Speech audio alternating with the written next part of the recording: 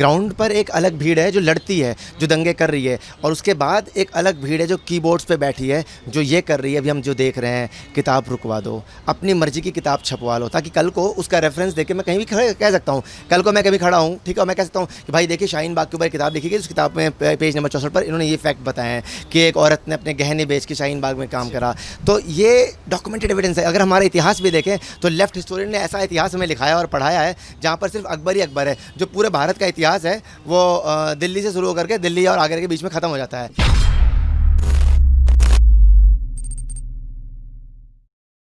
नमस्कार, आप देख रहे हैं शाइनिंग इंडिया और मैं आपके साथ जितेंद्र शुक्ला। मोनिका अरोरा की किताब Delhi rights 2020 the untold story बहुत जल्द मार्केट में आने वाली थी, मगर जो उसको प्रकाशन करने वाली कंपनी थी ब्लूम्सबेरी, उसने इस प्रकाशन को वापस ले लिया।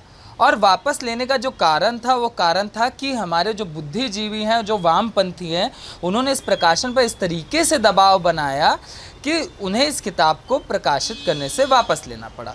और इससे 10 दिन पहले उन्होंने एक किताब लॉन्च की थी जिसका नाम था शाहीन बाग, जो कि पूरा शाहीन बाग की जो घटना थी उसको महिमा मंडन करती हुई नज़र आ रही थी।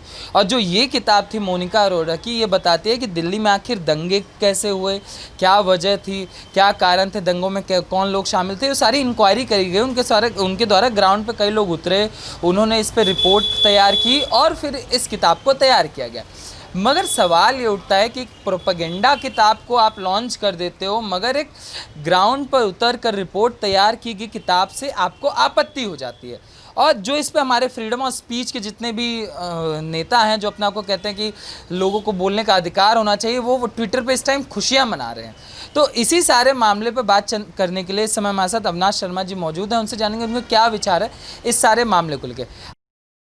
अच्छा अविनाश जी, आपसे जानना चाहेंगे, ये जो चीज़ें चल रही हैं ट्विटर पे, जो चल रहा है दबाव करने की कोशिश, बुद्धि आता है, कहा जाए कि एक तरीके की मॉब लिंचिंग चल रही है, बौद्धिक मॉब लिंचिंग चल रही है ट्विटर पे, इसको किस तरीके से देख रहे हैं?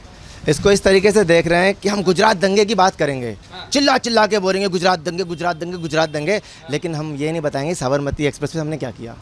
ठीक है, हम चिल्ला चिल्ला के बोलेंगे अरे भाई ये हो गया वो हो गया मुजफ्फरपुर दंगे, लेकिन हम ये नहीं बताएंगे उसके बेस में क्या था। हम बस वो बात करेंगे जहाँ पर एक वर्ग विशेष को, धर्म विशेष को चोट पहुँचती है, जहाँ पर एक एजेंडा, जहाँ पर एक राजनीति, हमें वोट मिल सकता है, हम उस पर्टिकुलर लोगों की बातें करेंगे। बाकी हमें कोई मतलब नहीं क्या हो रहा है, मरता है हिंदू मर जाए, हमें कोई फ़र्क नहीं पड़ता। अगर हम बात करें इस पर्टिकुलर किताब की, तो इस किताब को अगर आप देखेंगे तो अनटोल्ड स्टोरी, ठीक है, इस किताब में मोनिका अरोड़ा जो एडवोकेट है सुप्रीम कोर्ट की, ठीक है, ये GIA करके एक संस्था भी चलाती हैं, हाँ, बहुत अच्छा लिखे पढ़ी हैं, एकेडमिशियंस का ग्रुप है बाकायदा, ठीक है। तो इन्होंने बहुत ग्राउंड में जाके काम करा, काम करके बहुत लोगों के इंटरव्यूज़ निकाले, पीड़ितों के, उनसे बातें करी, इवन इन्होंने दिल्ली पुलिस की चार्जशीट को भी यूज़ करा इस किताब के अंदर, ठीक है। और ब्लूम्सबेरी के थ्रू ये किताब आने वाली थी। ब्लूम्सबेरी ने ये कह के मना कर दिया कि भाई हमें किताब नहीं छापेंगे। और कब मना करा? कल 22 तारीख को शाम को 4 बजे बुक लॉन्च था। पहले इन्होंने हाथ खड़े किए कि हम बुक लॉन्च नहीं करेंगे, इन्होंने बुक लॉन्चिंग की पूरी तैयारी कर ली जब अपने एंड पर ही कि भाई हम छापेंगे, ठीक है, तो मतलब हम बुक लॉन्च कर लेंगे अपने एंड पर, अरेंज आप छापो, ठीक है। फिर फाइनली इन्होंने बिना इनको इन्फॉर्म करे बस एक मेल ड्रॉप करा कि हम नहीं कर सकते, एंड दे बैक आउट। ऐसा कभी नहीं होता, अगर आप किताबें छपवाते हो प्रकाशक आपको हर बात के लिए इन्फॉर्म्ड रखता है।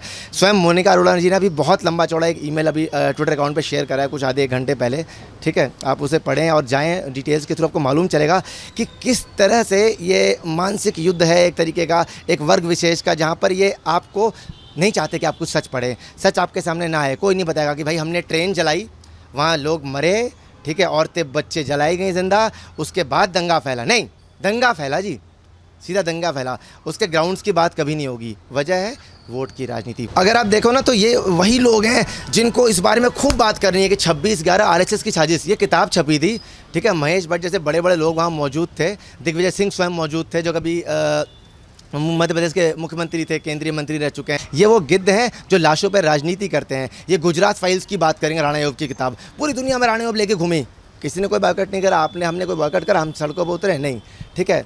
ये बात कर रहे हैं कि भैया अनटोल्ड स्टोरी दिल्ली राइट्स, ठीक है, क्यों हम शाहीन बाग की क्यों, इन्होंने बाकायदा एक किताब छापी जिया उस सलाम की, ठीक है, Shaheen Bagh from a protest to a movement. ये किताब ब्लूम्सबेरी ने छापी है। अब आप शाहीन बाग को अगर आप देखें तो आप सबको पता होगा कि शाहीन बाग से लाखों लोग परेशान थे। उतनी बड़ी सड़क जो नोएडा को दिल्ली से जोड़ती है, उसे रोक के बैठे रहे, ठीक है, लोगों के रोज़गार चले गए उस वजह से, कितने लोग बेरोज़गार मर गए, कितने लोग इलाज नहीं करा पाए, क्योंकि भैया एम्बुलेंस तक को जाने का रास्ता वो नहीं देते थे।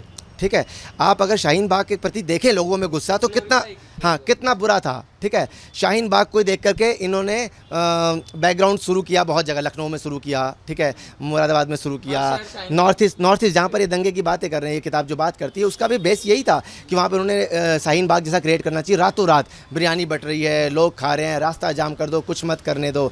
शाहीन बाग से लोग पीड़ित थे और परेशान थे, वैसी किताब पर ग्लोरीफाई करने के लिए हम छापेंगे। ब्लूम्सबेरी को कोई दिक्कत नहीं है, पर वही ब्लूम्सबेरी जब सच की बात करेगा तो मौन बैठता है। अगर मैं जीतू बताऊं तो उसकी वजह क्या है? इसकी वजह है कि अभी इंडिया में नहीं, यूके में बाकायदा एक कैंपेन चला ट्विटर पे, ठीक है, और सोशल मीडिया पे एक ट्रेंड चलाएगा, और उस ट्रेंड के तहत ब्लूम्सबेरी यूके को लोगों ने टैग करना शुरू किया। एक खास लोगों ने, अभिजात्य वर्ग है, वो आप और हम नहीं हैं, वो बड़े लोग हैं जो वहाँ बैठे हुए हैं, ठीक है, जो बाहर रहते हैं, जिनका बहुत पैसा है, वो बड़ी बड़ी कंपनियों ने पैसा फूका, झोंका, टैग लगाना शुरू करा। तो यूके जो हेड ऑफिस है ब्लूम्सबेरी का, उन्होंने आनन फानन में ये फैसला करा और तुरंत ही ब्लूम्सबेरी इंडिया ने हाथ पीछे खींच लिया है। ऐसा कभी नहीं होता, ठीक है, उन्हें कोई आपत्ति थी, वो किताब पढ़ते, उनको कुछ वक्त के लिए रोक लेते, पोस्टपोन कर लेते, वो हाथ नहीं खींचते। तो वजह यह है कि हमेशा से एक खास वर्ग अपनी आवाज़ ऊँचा करता है, इसे हम लेफ़्ट लिबरांडू कह सकते हैं, लेफ़्ट लिबरल कह सकते हैं, ये बहुत नामों से जाने जाते हैं। ठीक है, ये गंजेड़ियों की एक गैंग है जो आपको मिल जाएगी, ये वही लोग हैं जो चिल्लाते घूम रहे होते हैं, भारत तेरे टुकड़े होंगे, ये सब वही लोग हैं, ये कोई अलग से नहीं आए, ये वही लोग हैं, ये उनके आका हैं जो ऊपर तक बैठे हुए हैं। अगर आप इसी दंगों की बात करें तो ताहिर हुसैन को बेगुनाह बता रहे थे शाहीन बाग के ज़िया-उस सलाम, वो कहते थे नहीं वो तो बेगुनाह है, उसे कुछ नहीं हुआ। आप देख ले दिल्ली पुलिस की चार्जशीट, उस बंदे का इकबालिया बयान है कि भाई मैंने किया, उसके घर पे लाखों हज़ारों टन एसिड निकलता है, ठीक है, खाली बोतलें निकलती हैं, मैंने और आपने सब ने देखा, वो तो उस घर में क्या क्या नहीं निकला। एक बुद्धिजीवी भी थे, वो कह रहे थे कि वो तो मुसलमान था इसलिए उसे फंसाया गया। वो बुद्धिजीवी क्या कह रहे थे? मैंने कहा ना कि ये हमेशा एक वर्ग विशेष की बात होगी, क्योंकि ये वर्ग विशेष जो वोट है ना, भेड़ बकरियों की तरह देता आया है सदियों से, और 70 सालों से यही कर रहा है। इन्होंने उसको सिर्फ वोट देने की मशीन बना रखा है, ठीक है, इनको उससे कोई मतलब नहीं कि वो कहाँ जी रहा है, कहाँ मर रहा है। अच्छा, इसमें विलियम डी का भी नाम सामने आ रहा है, जो हमारे बुद्धिजीवी हैं, बड़ा थैंक्स लिख रहे हैं और कह रहे हैं कि बढ़िया आपने किया, इसको दबाव बनाकर ये प्रोपेगेंडा किताब को आने नहीं दिया, वो प्रोपेगेंडा किताब है। मैंने बताया ना कि हमेशा एक अभिजात वर्ग है, ये जैसे आप कह लें बड़े बड़े जो खुद को हिस्टोरियन बताते हैं, उनमें से एक यही है, लेफ़्ट लिबरल हिस्टोरियन रहे हैं विलियम डैलिम्पर, ठीक है, और आतिश तासीर ने बाकायदा इनको थैंक्स भेजा है, सोशल मीडिया पे एक जश्न का माहौल है। मैंने बताया ना ये बहुत ऊपर से हो रहा है, बाकायदा एक कैंपेन चला यूरोप में, और उस कैंपेन के तहत इन्होंने दबाव बनाया ब्लूम्सबेरी यूके के ऊपर ताकि विड्रॉ कर ले, जबकि ब्लूम्सबेरी यूके को कोई लेना देना नहीं ब्लूम्सबेरी इंडिया से, ठीक है, वो हेड है, ऑफिस है, उन्हें नहीं पता कि ग्राउंड पे क्या रियलिटी है, क्या काम है। अगर मोनिका अरोड़ा जी की हम बात करें तो उन्होंने स्वयं भी लिखा है कि एक बार आप पढ़ते, आप पढ़ के आपको आपत्तियाँ थी इस देश में, हाँ इस देश में मतलब कैसी कैसी किताबें नहीं छपी। मैं आपसे कह रहा था अभी RSS 26/11 से बड़ा आतंकी हमला RSS उसके पीछे हो सकता है, ठीक है, वो उसके लिए बात कर सकते हैं लोग, गुजरात फाइल्स की बात करेंगे लोग, लेकिन ये कब बात नहीं करेंगे जब इनके हितों की बात नहीं करेंगे, जब इनके वोट बैंक पे चोट पहुँचेगा। गुजरात दंगे के पीछे ये नहीं जाएंगे, साबरमती की बात कभी नहीं करेंगे, बहुत किताबें उसके ऊपर भी है, लेकिन उसको नहीं लेना देना इनसे, क्योंकि ये उनके एजेंडे में सूट नहीं करता। तो ये सब एजेंडे का किया धरा है। समझ यही नहीं आता ना कि अविनाश जी ये क्या इंटरनेशनल गैंग है क्या, यूके तक पहुंच जाता है और यूके तक प्रेशर बनाया जाता है एक किताब के लिए कि इसको कैसे भी करके रोक दिया जाए। जो गुजरात की सच्चाई थी जिसको दबाया गया, जैसे आपने कहा कि साबरमती की कभी बात नहीं होती, वैसा ही क्या दिल्ली में भी अपनाया जा रहा था कि कभी भी दिल्ली में सिर्फ शाहीन बाग को हम ग्लोरीफाई कर देंगे, दिल्ली दंगों की कभी बात नहीं होगी, और जो जिम्मेदार है वो कपिल मिश्रा है जिसका कभी चार्जशीट में कोई नाम ही नहीं है। बिल्कुल बिल्कुल बिल्कुल, मैंने कहा ना कि ये एक जैसे ग्राउंड पर एक अलग भीड़ है जो लड़ती है, जो दंगे कर रही है, और उसके बाद एक अलग भीड़ है जो कीबोर्ड्स पे बैठी है, जो ये कर रही है अभी हम जो देख रहे हैं, किताब रुकवा दो, अपनी मर्जी की किताब छपवा लो, ताकि कल को उसका रेफरेंस देके मैं कहीं भी कह सकता हूँ, कल को मैं कभी खड़ा हूँ, ठीक है, मैं कह सकता हूँ कि भाई देखिए शाहीन बाग के ऊपर किताब लिखी गई, उस किताब में पेज नंबर 64 पर इन्होंने ये फैक्ट बताए हैं कि एक औरत ने अपने गहने बेच के शाहीन बाग में काम करा। तो ये डॉक्यूमेंटेड एविडेंस है। अगर हमारा इतिहास भी देखें तो लेफ्ट हिस्टोरियन ने ऐसा इतिहास हमें लिखाया और पढ़ाया है जहाँ पर सिर्फ अकबर ही अकबर है। जो पूरे भारत का इतिहास है वो दिल्ली से शुरू होकर के दिल्ली और आगरा के बीच में ख़त्म हो जाता है। हम दक्षिण की कोई बात नहीं करते, हम वहाँ पर मराठा किंगडम में क्या हुआ कोई नहीं बताता, चोल में क्या हुआ कोई नहीं बताता, कोई कुछ बात नहीं करना चाहता। क्यों? क्योंकि इनका एजेंडा ऐसा। और आप जो कह रहे हो ना इंटरनेशनल गैंग है, बिल्कुल इंटरनेशनल गैंग है। इन्होंने हमें जड़ों से काटा है। ये जड़ों से काटेंगे तभी हम और अब मिट सकेंगे।